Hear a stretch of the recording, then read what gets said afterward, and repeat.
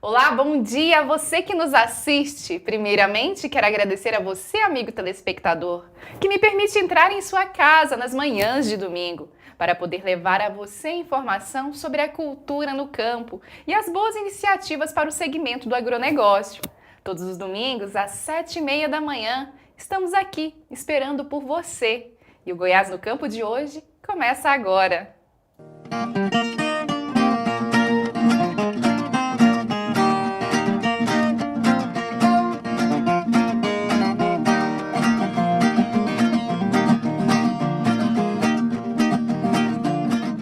E vamos conferir os destaques de hoje. Boas práticas na aplicação de medicamentos podem evitar uma série de transtornos para o produtor. E o médico veterinário ensina a maneira correta de manusear e aplicar o produto no gado. Estado de Goiás terá vazio sanitário para a produção de feijão. E consultor técnico explica como vai ser. Técnico agropecuário dá dica de como o produtor deve cuidar da pastagem no período da seca e de tipos de alimentação alternativa para o gado. A aplicação de medicamentos no gado é um procedimento comum no dia a dia do produtor, sejam de antibióticos, anti-inflamatórios, vermífugos ou vacinas. Apesar de parecer simples esses procedimentos, exigem uma série de cuidados que muitas vezes passam despercebidos, o que pode prejudicar todo o seu rebanho produtor. Vamos acompanhar agora uma matéria que o veterinário ensina a maneira adequada para aplicar a medicação no rebanho, desde os primeiros dias de vida.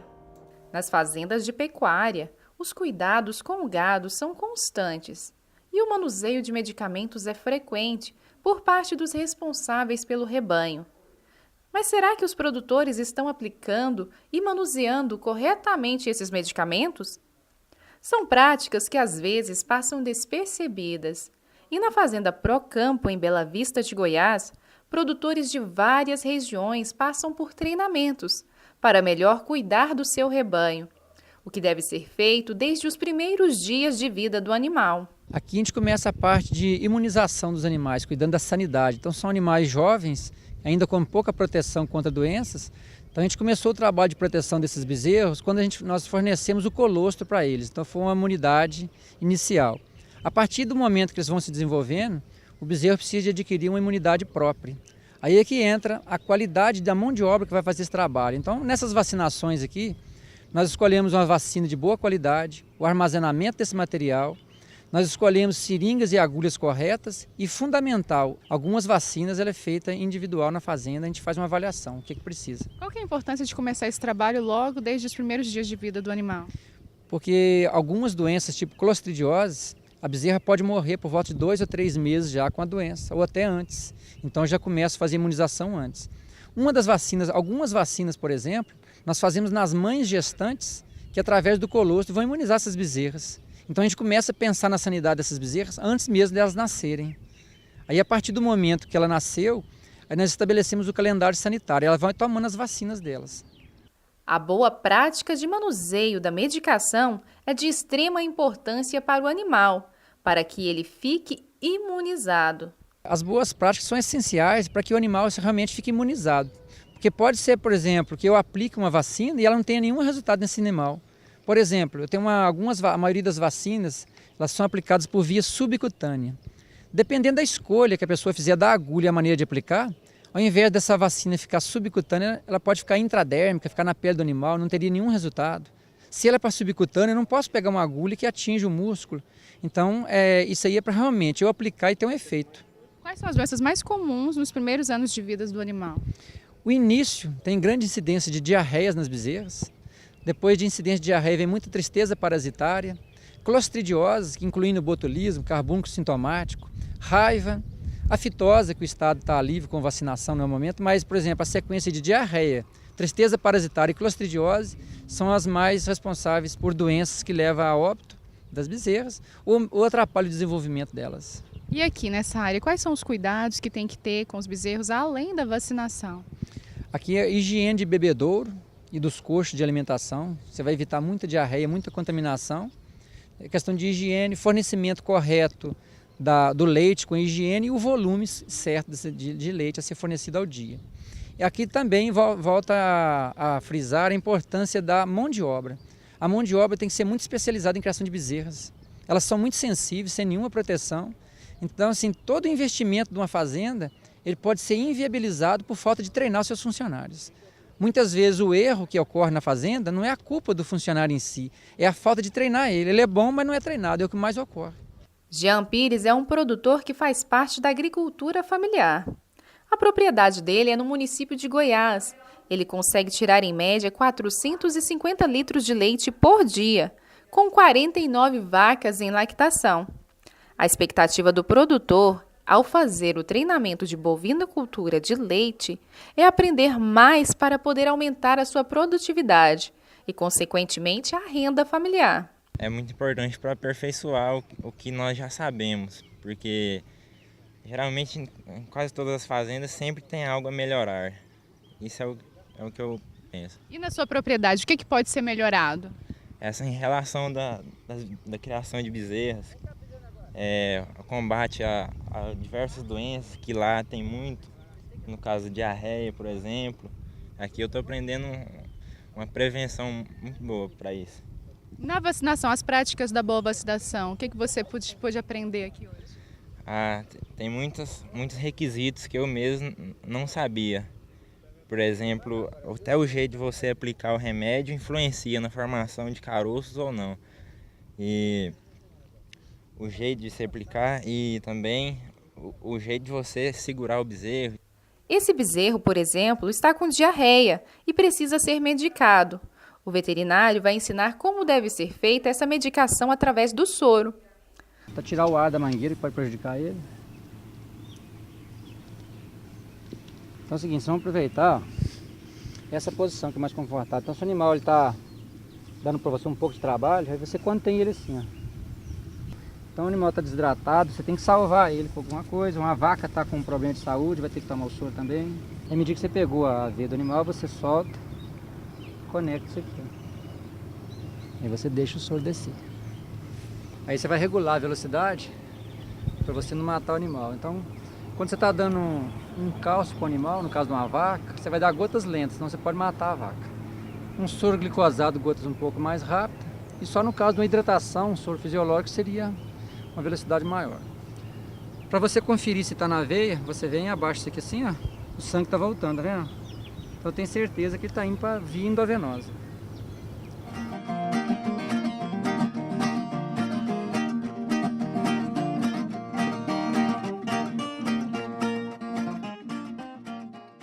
Os prejuízos diretos e indiretos ocasionados pela aplicação incorreta de medicamentos podem ser incalculáveis para o produtor, levando em consideração que o animal pode não ter recebido a dose correta. Portanto, seus problemas não serão resolvidos. Muito pelo contrário, só aumentará. A implantação de técnicas e cuidados simples ao longo do manejo sanitário do rebanho, no final do mês, pode diminuir a conta e melhorar a sanidade dos animais.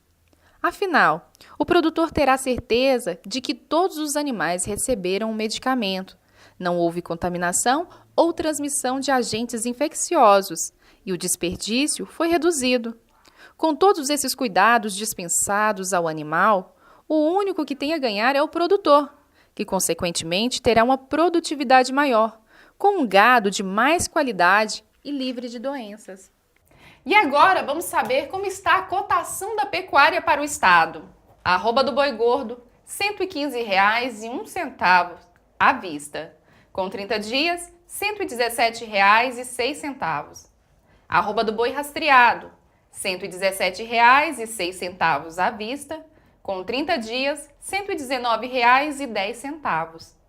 A vaca gorda está em R$ 108,00 à vista. E com 30 dias, R$ 110,04. A vaca rastreada está em R$ 111,50 à vista. Com 30 dias, R$ 113,55. Já o preço do frango vivo está em R$ 2,20 o quilo. Do suíno, R$ 3,70 o quilo. O preço do leite está em R$ 1,02. O preço do frango vivo nas últimas semanas teve uma queda. E vamos para um breve intervalo e no próximo bloco você vai poder conferir uma entrevista com um consultor técnico falando sobre o vazio sanitário do feijão no estado de Goiás. Não saiam daí, voltamos já!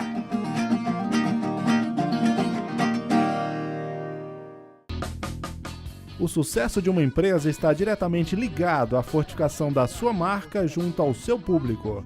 Criar um bom produto, prestar um bom serviço, ter qualidade e fazer bem feito é a nossa missão. Por isso somos apaixonados pelo que fazemos. Somos mais que uma agência, uma grande parceira. A G1 Comunicação Integrada. Acesse nosso site ag1comunicaçãointegrada.com.br.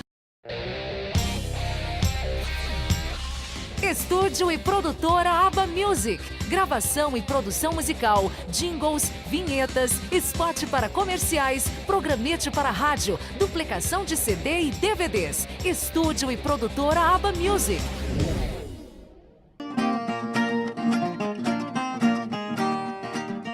O vazio sanitário é um período que não se pode ter planta viva no espaço onde é produzido a cultura a ser cultivada na propriedade. E no caso agora, é a vez do vazio sanitário da produção de feijão no estado de Goiás. Vamos acompanhar a entrevista com o consultor técnico, dando algumas dicas para o produtor. A partir desse ano, você que é produtor de feijão no estado de Goiás vai ter que respeitar o período de vazio sanitário. E para falar sobre esse assunto, eu estou aqui com o consultor técnico da FAEG, Cristiano Palabro. Cristiano, como que ficou definido, como que foi definido esse vazio sanitário aqui no estado de Goiás?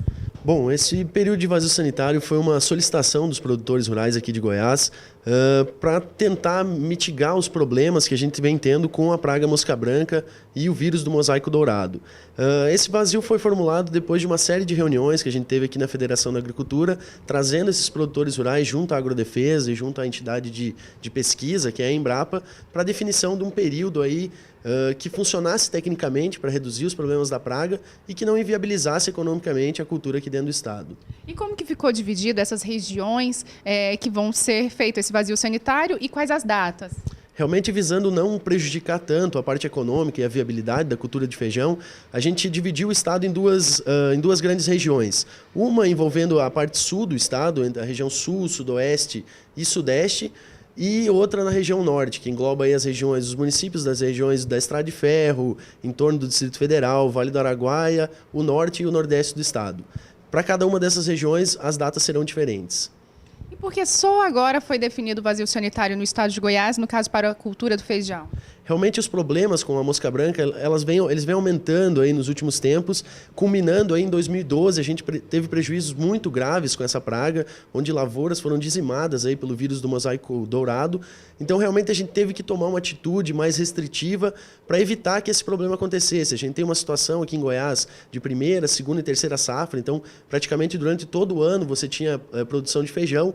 Então realmente para a gente ter um período onde não vão ter plantas vivas, isso vai diminuir a ocorrência da praga por ela não ter alimento durante esse período. Essa decisão foi tomada entre as entidades representativas do segmento e os produtores? Sim, realmente foi uma demanda que surgiu dos produtores, eles entendendo que só com medidas de controle químico ou controle biológico realmente você não teria como ter um controle satisfatório e o custo de produção ficaria muito alto, então realmente o vazio sanitário é uma medida interessante para reduzir os problemas com essa praga. E para o produtor rural, que é, no caso, produtor de feijão aqui no estado de Goiás, qual que é a dica que você deixa para ele? Bom, realmente ele vai ter que ficar atento a essas datas, né? Como eu falei, a região mais ao sul vai ter que respeitar o período de vazio de 5 de setembro até 5 de outubro. Então, nesse momento, nesses 30 dias, não poderão ter plantas vivas de feijão. Para os municípios mais ao norte do estado, o período é de 20 de setembro a 20 de outubro. Então, realmente, ele vai ter que adaptar o seu calendário de plantio, o seu calendário de cultivo, para respeitar esse período aí durante essas datas. E você, produtor, fique atento ao período de vazio sanitário da sua região. Do dia 5 de setembro ao dia 5 de outubro é a vez das regiões Sul, Sudoeste e Sudeste. E do dia 20 de setembro ao dia 20 de outubro, os municípios da Estrada de Ferro, do entorno do Distrito Federal, o Vale do Araguaia e as regiões Norte e Nordeste. E agora vamos saber como ficou a cotação dos grãos dessa semana. Arroz em casca, R$ 41,75. Algodão em pluma, R$ 66,95. Milho, R$ 22,07. Soja, R$ 59,00. Feijão carioca, R$ 90,00. O produto que mais teve oscilação nos preços foi o feijão, que na semana passada estava em R$ 118,33 e hoje está em R$ 90,00 a saca de 60 quilos. Com a estiagem, o período da seca é algo que muito preocupa o produtor. Nessa época, as pastagens acabam não sendo suficientes para alimentar o gado, causando deficiência nutricional para o rebanho, o que pode causar sérios transtornos para o produtor. E para falar sobre os cuidados com a pastagem no período da seca, o técnico agropecuário da Embrapa Cerrados e Embrapa Arroz e Feijão vai dar algumas dicas. Vamos saber quais são.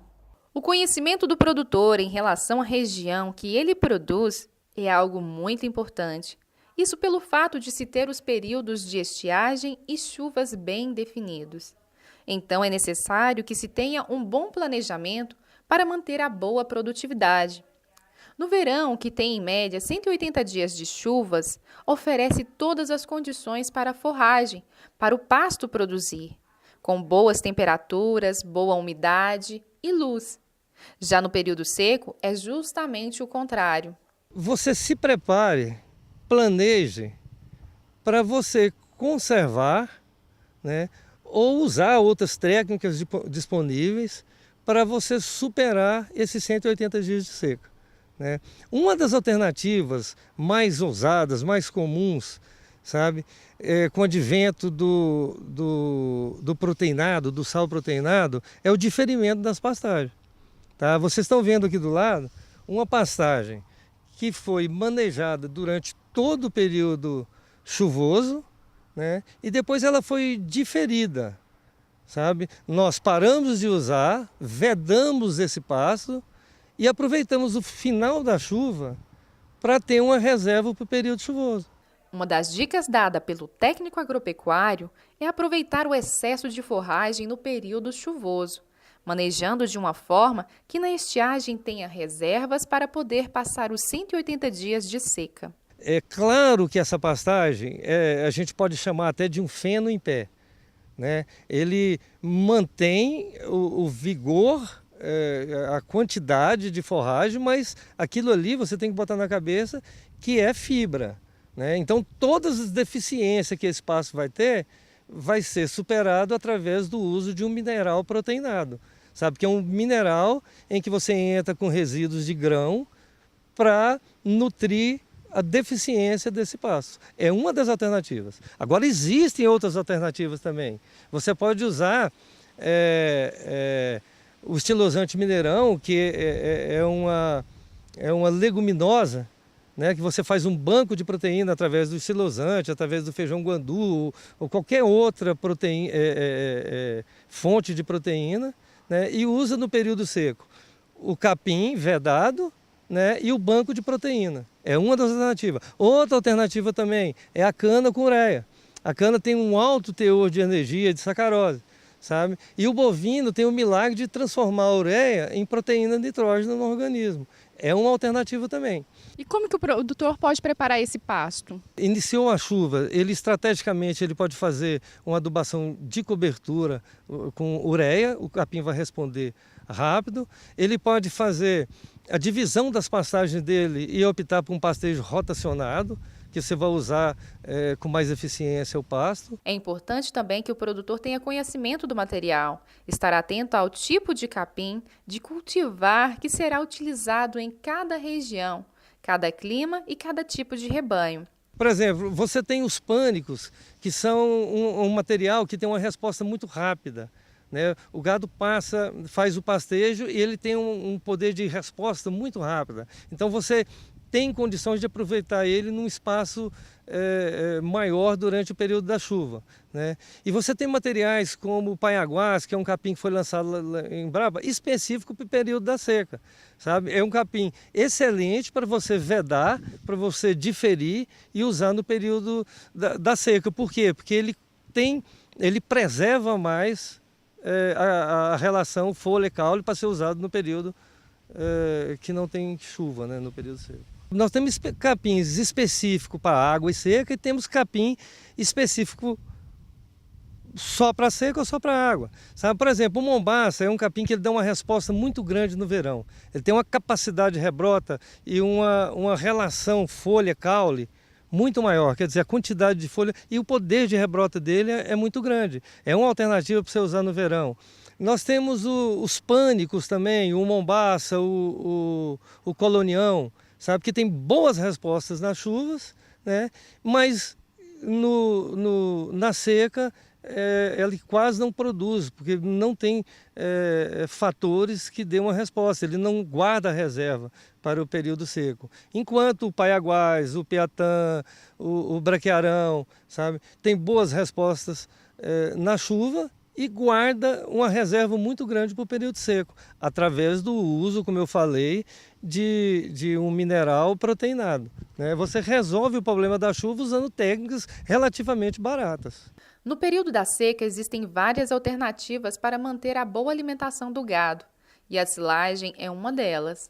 As mais comuns e mais usadas é a silagem, de milho, ou de capim, ou de sorgo, né? O que ele tiver em excesso no verão, né? Através do silo ou através do processo de fenação. Atualmente, o preço dos grãos estão assim oscilando muito, né? E no período da seca aumenta um pouquinho mais. Existe alguma alternativa para o produtor estar fazendo a ração para que fique um preço bem em conta para ele? O que a gente procura orientar o produtor é que ele pesquise na região qual os resíduos que existem em maior quantidade. Nós temos lugares no estado, o Goiás é um grande produtor de grão, é um grande produtor de frutífera, é um grande produtor de exemplo, de algodão. O caroço de algodão é uma boa alternativa, o resíduo, a casquinha de soja é uma boa alternativa, né? Os resíduos de fábricas de sucos é uma boa alternativa, a polpa de maracujá é uma excelente alternativa para o período seco, a polpa de laranja é uma excelente alternativa para o período seco. Então são resíduos de agroindústria, sabe? É o que tem de mais baixo custo, sabe, para você usar no período seco. É uma grande alternativa para você não estar disputando com o homem no consumo de grão, né, do milho, da soja. Então, resíduos de agroindústria é uma ótima alternativa para você usar no período seco. Foi falado das alternativas de alimentação para o gado. E agora vamos saber um pouco mais sobre as formas de conservação de forragem para o uso no período da seca. Existem técnicas milenares, como o feno, como a silagem, né? O feno é um processo simples em que você pega a forragem no seu maior vigor de produção, tanto quantitativamente como qualitativamente. Você corta, desidrata, né, e guarda para o período seco. É uma técnica milenar.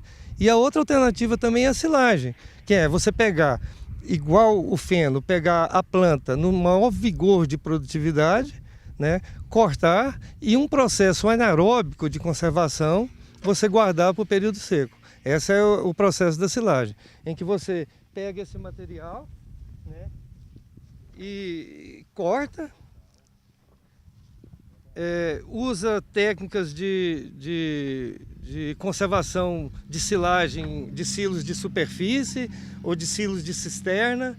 E uma técnica simples, em que você vai compactar, vai tirar todo o ar, sabe? E ele vai guardar todas as suas propriedades de qualidade, de proteína, de energia para usar no período seco. Acabamos de ver uma matéria sobre os cuidados que o produtor tem que ter com o pasto no período da seca e também alguns tipos de alimentação alternativa para o gado. E no próximo bloco você vai poder acompanhar a continuação dessa matéria. E vamos falar sobre o preparo e os cuidados do local onde é fornecida a água para o rebanho.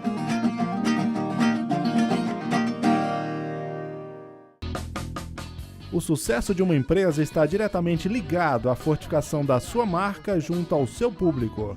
Criar um bom produto, prestar um bom serviço, ter qualidade, fazer bem feito é a nossa missão. Por isso somos apaixonados pelo que fazemos.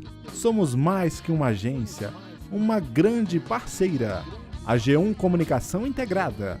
Acesse nosso site ag1comunicaçãointegrada.com.br. Estúdio e produtora Aba Music. Gravação e produção musical, jingles, vinhetas, spot para comerciais, programete para rádio, duplicação de CD e DVDs. Estúdio e produtora Aba Music.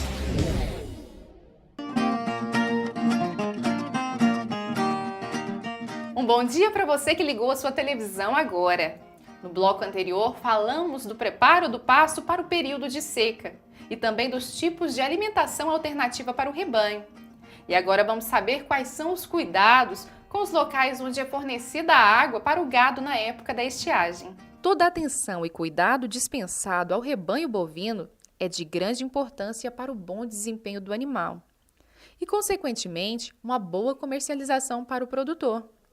E o espaço onde é reservado para colocar os bebedouros de água da boiada deve ser em um lugar estratégico. Geralmente o pessoal teima em usar aguadas naturais, rios, represas para fornecimento de água. Isso é um absurdo, né?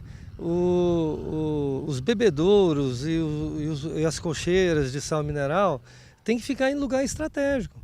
Né? Você tem que, dependendo do tipo de exploração, sabe, uma distância menor para ser percorrida pelos animais. Né? Nós aconselhamos, né, que sejam feitas áreas de lazer, nós chamamos de área de lazer, que é uma pequena área reservada exclusivamente para o ócio dos animais, onde eles vão ruminar, onde eles vão receber a mineralização e onde vão receber água de qualidade. A nossa equipe chegou no momento em que a manada de bois estavam chegando na área de lazer. As colcheiras cobertas, onde é ofertado o sal mineral, os bebedouros de água e um corredor de acesso para facilitar a chegada dos animais aos piquetes. Tudo isso preparado para a maior comodidade e para o bem-estar do animal. Seria uma estratégia barata, porque ao invés de você fazer uma estrutura de cocheiras e de bebedouros em cada piquete, você faz um corredor central que os animais têm acesso a uma área exclusiva, né? Você vai diminuir gasto com locações de bebedouros e colcheiras em cada piquete. Depois de todas as necessidades supridas, o gado retorna aos piquetes, onde são monitorados diariamente. O técnico agropecuário dá algumas dicas de como cuidar dos bebedouros e das colcheiras. Os bebedouros limpos semanalmente, né? A fonte de água checada diariamente, né? E a reposição do sal mineral diariamente também. Você tem que passar todo dia e olhar. E você que está nos assistindo e tem alguma dúvida, sugestão de pauta ou quer rever alguma matéria, mande seu e-mail para a nossa produção, que é goiasnocampo@gmail.com, ou acesse as nossas redes sociais, no Facebook e no YouTube. E para os empresários que têm interesse em divulgar a sua empresa, a sua marca, aqui no Goiás no Campo você tem esse espaço. Entre em contato com o nosso departamento comercial. O telefone está aí no seu vídeo. E por hoje o Goiás no Campo se encerra. Desejo a você um bom domingo, uma semana abençoada. E até o próximo programa neste mesmo horário, às 7h30 da manhã, aqui na TV Goiânia Band. Eu espero por você. Fiquem com Deus.